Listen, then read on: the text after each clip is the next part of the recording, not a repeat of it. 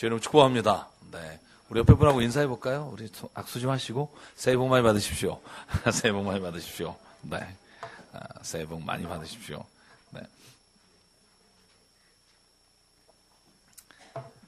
제가 뵌 지가 얼마 안 되는 것 같은데, 작년은 끝나고 다시 시작해서 한 2주 만에 뵙는 것 같습니다. 오늘 함께 또 본문 말씀 읽고 나누도록 할 텐데요. 제가 두 개의 본문을 정했습니다. 마태복음 26장과 이사야 6장인데요. 저와 함께 교독하겠습니다. 그때 예수께서 제자들에게 이르시되 오늘 밤에 너희가 다 나를 버리리라. 기록된 바 내가 목자를 치리니 양의 떼가 흩어지리라 하였느니라.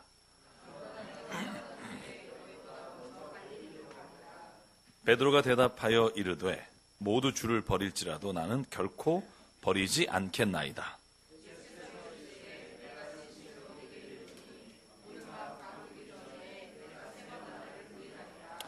베드로가 이르되 내가 주와 함께 죽을지언정 주를 부인하지 않겠나이다 하고 모든 제자도 그와 같이 말하니라.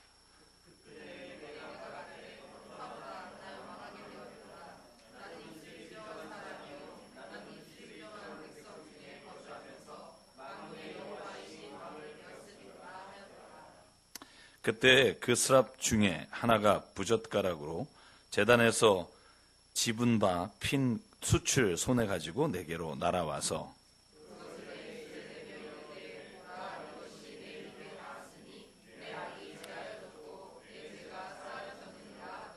같이 읽죠. 내가 또 주의 목소리를 들으니 주께서 이르시되 내가 누구를 보내며 누가 우리를 위하여 갈고 하시니 그때 내가 이르되 내가 여기 있나이다 나를 보내소서 하였더니 아멘. 제가 결단한 게 하나 있습니다. 웬만하면 넥타이를 안 매겠다 이런 생각을 처음 제가 오늘 넥타이를 매지 않았고요.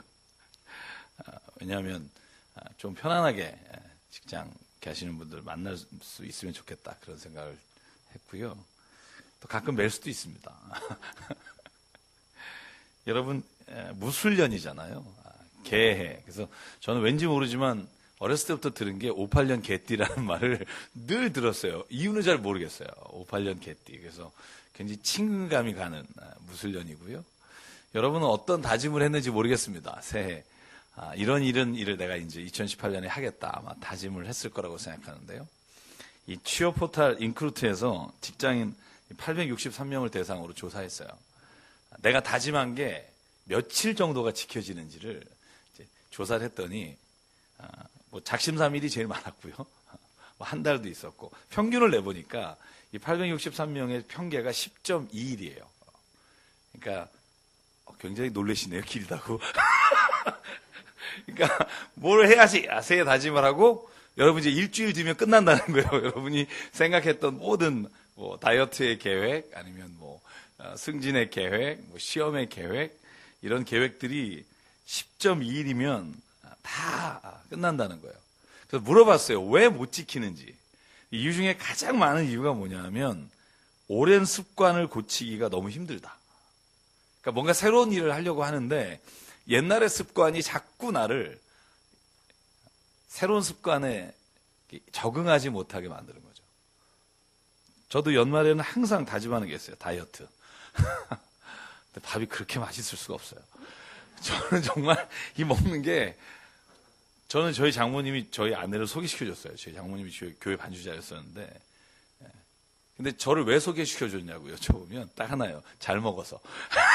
어디 가나 잘 먹고. 지금 제가 결혼한 지 18년이 돼가는데 한 번도 음식에 대한 투정을 해본 적이 없어요. 안 주면 안 주는 대로 좋고 시켜 먹으니까 짜면 짠 대로 맛있고 뭐 싱거우면 뭐 뜻이 있겠지 이렇게 생각하고 먹어요. 그러니까 이게 바뀌려면 뭔가 이게 좀 혁신적인 일이 일어나야 되는데 쉽지가 않은 거예요. 또 어떤 사람은 목표의식이 희미해져서 10일 정도 하다가 이제 무너지는 거죠. 어떤 분은 이제 가장 핑계 중에 많은 거겠죠. 업무가 많아서. 내가 뭘 해보겠다 할 때 일이 너무 많다 이런 얘기를 하잖아요. 여러분 저희가 만약에 그리스도인들에게 2018년에 어떤 다짐을 했느냐 신앙적 다짐 그죠? 오늘도 제가 지금 오기 전에 강남역에 조양관이라는 저희 교인 있는 한정식 가서 이제 한 달에 한 번씩 예배를 드려요. 예배를 드리는데 결단하시더라고요. 거기 사장님 되신 집사님이 올해는 제가 성경 통독을 하겠습니다. 목사님 팟빵을 들으면서 통독 창세부터 요한계시록을 하겠습니다. 그리고 맨 마지막에 하는 말이 목사님 못 지킬지도 모릅니다만 제가 이렇게 말한 이유는 제 자신한테 결단하기 위해서 한 겁니다. 이런 고백을 하시는 거예요. 그러니까 여러분 그리스도인이 만약에 결단해도 저는 이와 별 차이가 없을 거라고 생각해요. 10일. 새벽 예배 10일. 긴 거죠. 주일 내가 한 번도 주중에 모임에 가겠다. 10일. 왜 그럴까 하는 거예요. 왜 우리의 결단과 우리가 생각하고 있는 다짐들이 이렇게 그리스도인임에도 불구하고 길게 가지 못할까? 제가 그걸 생각하고 성경을 읽다가 성경에 보니까 두 가지의 다짐의 종류가 나오더라고요.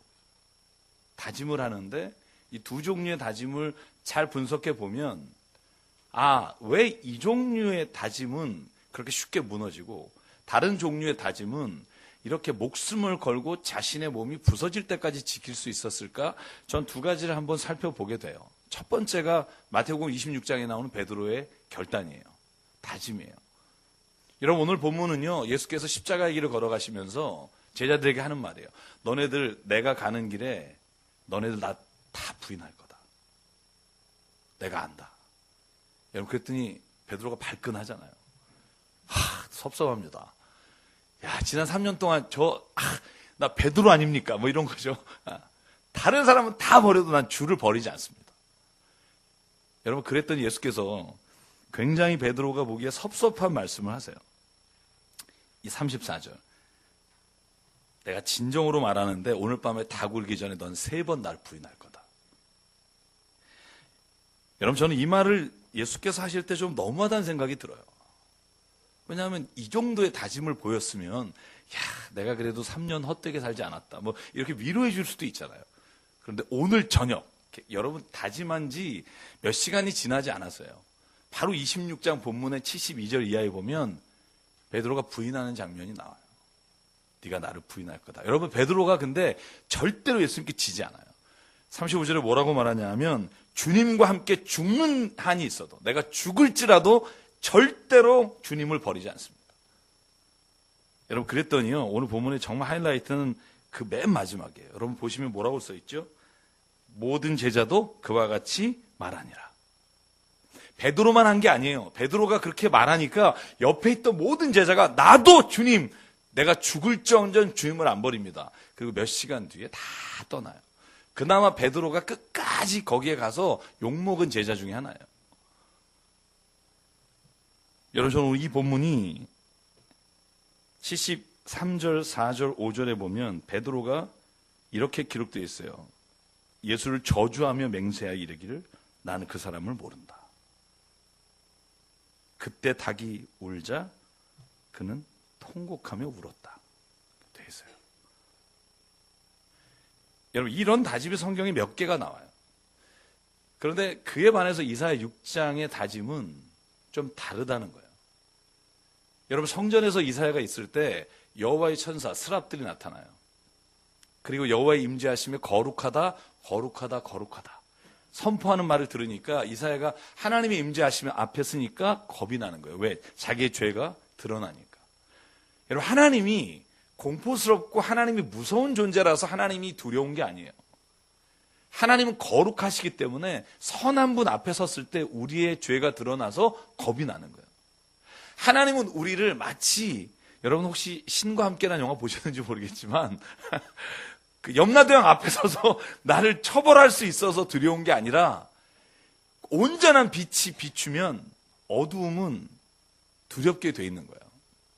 여러분 이사야가 뭐라고 말해요? 내가 이제 죽게 됐다. 내가 여호와를 만났으니 이제는 여호와를 배워왔으니 난 죽게 된다. 그때 스랍 한 사람이 스랍 하나가 숯불을 가져다가 이사야의 입술을 지지며 이렇게 말합니다. 이것이 너의 입술에 닿았으니 너의 악은 사라지고 너의 죄는 사해졌다. 그리고 8절에 주께서 물으십니다. 뭐라고 물으냐 하면 내가 누구를 보내며 누가 나를 대신해 갈 것인가. 그때 이사야가 말합니다. 주님 내가 여기 있습니다. 나를 보내십시오. 여러분, 그런데 이 이사야의 고백은요, 이사야의 다짐은요, 베드로와 같지 않아요. 그의 평생에 하나님을 전하고 예언하다가 고난을 얼마나 많이 받는지 몰라요. 여러분, 이사야 20장에 보면 그의 고난에 대해서 이렇게 말해요. 3절과 4절에 나의 종 이사야가 3년 동안 벗은 몸으로 지낼 것이고 맨발로 다닐 것이다. 여러분, 아무리 예언자가 주님의 예언을 한다 해도 3년 동안 벌거벗고 다니고 맨발로 다니는 일을 해요. 왜? 그렇게 하는 이유는 이집트와 이디오피아에게 표징이 될 것이고 징표가 될 것이고 그들이 잡은 포로를 수치와 모욕으로 그의 엉덩이까지 드러내는 걸 이사야가 보여주는 거다. 맨 마지막에는요, 이사야가 예언을 하다가 그가 끌려가 감옥에 갇히고요. 맨 마지막에는 그가 이집트에 끌려가서 거기서 생애를 마지막을 보내요. 저는 오늘 이 두 가지의 다짐의 차이가 무엇인가를 좀 얘기 나누고 싶어요. 무엇이 이런 다짐에 결정적 차이를 가지고 왔을까? 저는 베드로의 다짐의 대표적인 이유는요, 그의 결단의 주체가 자기 자신이라는 거예요. 자기 자신. 모든 본문의 내용이 이렇게 돼 있어요. 주님, 나는 절대로 주님 안 버립니다. 주님, 나는 다른 사람은 다 버려도 내가 죽을지언정 나는 안 버립니다. 여러분, 자기 자신이 모든 다짐의 주체가 되는 순간 왜 이 다짐이 무너지기 쉽냐 하면 내가 하기 싫으면 안 하면 돼요. 내가 할 이유가 없어지면 안 하면 돼요. 아까 여러분에게 말씀드린 것처럼 잉크루트가 조사한 것처럼 내 목표의식이 사라지면 안 하면 돼요. 내 삶에서 어려움과 역경이 오면 안 하면 돼요. 왜? 내가 결단한 거니까. 내가 안 하면 그만인 거예요. 여러분, 텔레비전 편성표를 보면 순서가 있잖아요. 아침부터 쭉 몇 시에 뭐하고 몇 시에 뭐하고 맨 아래 당구장 표시 뭐 있는지 아십니까? 이렇게 써 있어요. 주의 깊게 안 보셨겠지만 본 편성표는 방송사 사정에 따라 변경될 수 있습니다. 저는 가끔 그 생각해요. 뭐하러 이걸 써놓나, 그죠? 여러분들, 우리의 의지가 그렇다는 거예요. 여러분, 베드로인들 예수님을 버리고 싶었겠어요? 저는 아니라고 생각해요. 그 당시에 예수님 앞에서 나는 진짜 죽을지언정 안 버립니다라는 말은 진실이었을 거예요. 저는 그 진실마저 우리가 비난할 수 없다고 생각해요. 스승이 자기를 정말로 자식처럼 키워준 사람이 죽음의 길을 가는데 여러분, 이 정도 자기의 다짐이 없을 거라고 생각해요? 저는 아니라고 생각해요. 근데 거기까지예요. 여러분, 우리가 수없이 하나님 앞에서 다짐하고 내가 다시는 죄를 짓지 않겠습니다. 하나님 세상의 것이 아니라 주님 것 따르겠습니다. 여러분, 그런데 나의 다짐과 결단은 딱 거기까지예요. 왜? 더 이상 나에게 의미가 없으면. 내가 더 이상 이것을 해야 될 가치를 잃어버리면, 아니, 나에게 불이익이 오는 걸 내가 못 참게 되면 딱 거기까지. 거기서부터 우리는 다시 내가 결단하면 그만이에요. 사랑하는 여러분, 마치 서두에 말씀드린 것처럼 자기 자신이 주체가 되는 다짐은 평균 10일이에요. 여러분 한번 생각해 보세요. 얼마나 우리가 신앙의 다짐들을 많이 해요. 서원들을 많이 합니까? 딱 거기까지예요. 왜냐하면 내가 의지의 결단의 주체이며 내가 모든 행위를 시작하는 이유이기 때문에 그래요. 그런데 오늘 이사야의 다짐에는 뭐가 다르냐면 주체가 결단은 자기의 의지로 주님 내가 여기 있습니다 하지만 그 다음의 주체는 하나님이에요. 주님 나를 보내주십시오. 저는 이 말이 굉장히 중요하다고 생각해요. 내가 주님 지금 이 순간 하나님 말씀을 듣고 보니까 죄 거룩하심 앞에 쓰니까 주님 내가 주님 말씀에 따라 살고 싶습니다. 내가 그렇게 하겠습니다. 여러분 여기까지는 베드로와 똑같아요. 근데 그 다음에 주체는 하나님이에요. 주님 나를 보내주십시오. 저는 이 고백이 나의 의지로 시작하는 결단과 다짐이 아니라 내가 하나님 말씀에 순종하겠다는 순종의 결단이 있어야 저희들의 삶에서 하나님의 뜻을 따라 사는 길에 우리의 결단이 이사야처럼 바울처럼 하나님의 뜻 가운데 붙잡힌 바 되어 살 수 있다고 저는 믿습니다. 순종이에요. 때로는 내가 힘들어요. 내가 역경이 와요. 내가 진짜 도저히 참을 수 없는 모욕이 와요. 그런데 내가 그 일을 감당하겠습니다. 왜? 주께서 그렇게 내게 말씀하셨고 내가 순종하겠습니다. 여러분 바울이요 모든 3차 선교 여행을 마치고 다시 예루살렘으로 돌아갈 때 에베소 교회 장로들이요 다 우리를 끄덕여 하고 울잖아요. 돌아가지 마십시오. 우리와 함께 여기서 목회하시면 되잖아요. 근데 왜 바울이 그들의 손을 뿌리치며 예루살렘으로 가서 그 험한 재판을 받고 로마로 가는 줄 아십니까? 그가 이렇게 고백합니다. 제가 그 말씀을 함께 읽을게요. 사도행전 20장이에요. 22절 보십시오. 이제 나는 성령에 매여 예루살렘으로 갑니다. 거기서 무슨 일이 내게 닥칠지 나는 모릅니다. 다만 내가 아는 것은 성령이 내게 알려주시는 것뿐입니다. 어느 도시에서든지 투옥과 환란이 나를 기다리고 있다는 것 내가 압니다. 그러나 내가 나의 달려갈 길을 다 달리고 주 예수께 받은 사명 곧 하나님의 은혜의 복음을 증거하는 일을 다하기까지는 내 목숨이 조금도 아깝지 않습니다. 여러분, 하나님 말씀에 순종하려는 사람에게 하나님이 주시는 은혜가 있어요. 그게 뭐냐 하면 사명이에요. 할렐루야. 여러분, 사명은요 내 결단으로 하는 게 아니에요. 내가 가겠습니다. 딱 거기까지예요. 이 사명이 되기 위해서 가장 필요한 게 뭐냐면 순종하겠다는 거예요. 때로는 하나님 내가 이렇게 하면 어려움이 올 거 압니다. 그런데 하나님 내가 이것을 하겠습니다. 왜? 내가 이것이 좋아서가 아니라 주님이 이 일을 기뻐하시기 때문에 내가 순종하겠습니다. 여러분, 순종하겠다는 사람에게는 하나님의 사명을 주십니다. 잃어버릴 수 없는 사명. 감당하기에 내가 너무 벅차도 그 사명을 하는 자에게 주시는 기쁨을 알기에 그 사명을 위해서 살게 돼요. 저는 저와 여러분에게 이 사명의 은혜가 있기를 주의 이름으로 축원합니다. 여러분의 힘으로 사랑하려고 얼마나 애써봤어요. 용서하려고 얼마나 애써봤어요. 근데 딱 거기까지잖아요. 내가 용서하려고 갔는데 그 인간이 나를 째려보면서 뭐 왜? 뭐 난 괜찮아? 이러면 확 뒤집잖아요. 여러분 미리양 보셨죠? 미리양. 저게 내가 용서 안 했는데 누가 용서했다? 화가 나잖아요. 딱 거기까지예요. 왜? 나의 의지와 결단으로 한 모든 다짐은요. 거기까지예요. 왜냐하면 우리는요. 하나님 앞에서 늘 이기적이고 정욕을 따라 살 수밖에 없는 그런 존재라는 걸 인정해야 돼요. 여러분, 죽게 결단했는데 그게 얼마나 지켜져요? 안 돼요? 인간이지. 물론 인간이니까 그래요. 그래서 오늘 성경에서 말하는 결단과 다짐은 하나님 앞에서 주님이 주체가 되는 순종 안에 거할 때 그게 사명으로 우리에게 오는 거예요. 여러분, 목회할 때 힘들 때가 많아요. 저희 교회는 만장일치제예요. 열불 바칠 때가 있어요. 운영위원회를 해요. 당회라고 하지만 저희는 운영이에요. 청년회장부터 한 20몇 명이 모여요. 올해도 운영위원회 26명이더라고요. 장로님들과. 원하는 사람은 다 들어올 수 있어요. 만장일치제예요. 제가 지난 3년 동안 의견 냈다가 두 분이 반대해서 3년 동안 못한 일이 있어요. 어려운 일도 아니에요. 여보, 주보에 헌금 빼자는 거였어요. 두 분이 반대하세요. 이유가 다, 근데 저는 이해해요. 왜? 다 그분들 권사님하고 장로님 한 분인데 그분도 교회를 사랑하기 때문이에요. 목사님 그거를 빼면 그나마 헌금 안 하던 사람들이 그 이름을 써야 하는 사람도 있을 거예요. 목사님 교회를 그래도 헌금 재정을 위해서 빼지 맙시다. 저는 오히려 그 주보를 나눠줄 때 전도할 때 헌금 명단이 있으면 세상 사람들이 좀 이걸 가지고 또 뭐라 그럴 수 있지 않을까. 여러분 다 교회를 사랑하는 거예요. 근데 방법이 달라요. 방법이 다른 건 얼마든지 우리가 얘기하고 서로가 시간을 갖고 하나가 될 수 있을 때까지 이야기를 나눠야 돼요. 저희 교회 재정난의 담임 목사라는 거 없앴어요. 없앤 지가 8년이에요. 저는 재정을 몰라요. 사인도 안 해요. 재정 집사님과 재정 장로님과 우리 부목사님이 해요. 왜냐하면 제가 거기에 사인하고 제가 모든 걸 하는 순간 저는 누군가를 설득하거나 내가 말씀으로 그분과 함께 해나가려는 의지가 약해질 것 같아서 아예 안 해요. 여러분, 그런데 너무 감사한 건 10년이 지나니까 지금은 그냥 이심전심이 돼요. 선교와 구제를 위해서 쓰자 그러면 정말 감사하게 거기에 대해서 한 분도 돈이 없어도 한 분도 거기에 반대하지 않고 주님의 일을 해요.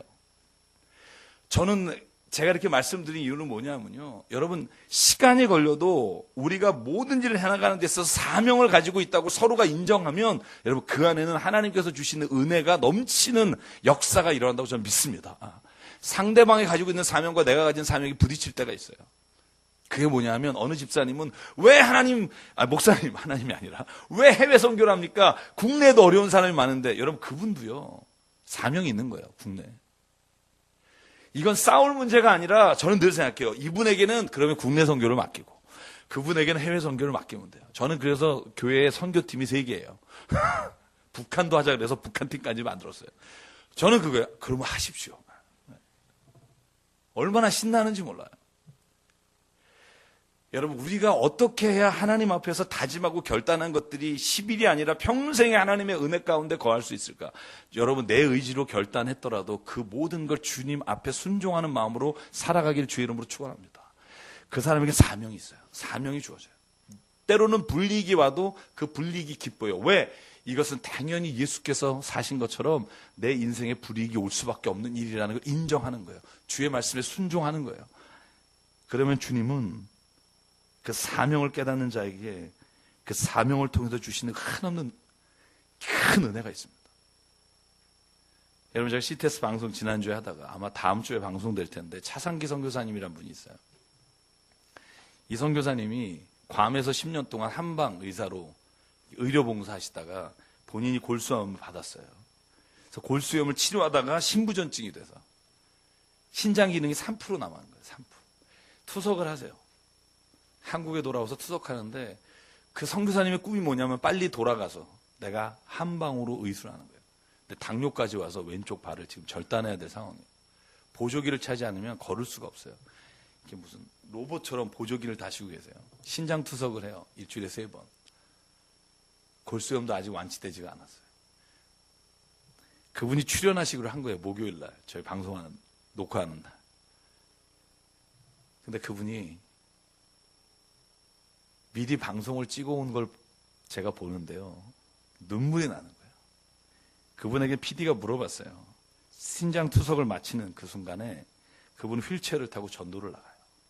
여러분, 신장 투석하는 그 반나절을 하고 나서 얼마나 힘든 줄 아세요? 전도하러 어디든 가요. 시장. PD가 이렇게 물어봤어요. 선교사님, 나중에 몸이 좀 좋아지시면 전도하시면 되잖아요. 근데 그 선교사님 대답이 뭐냐면, PD님, 주님 맡기신 일에 나중은 없습니다.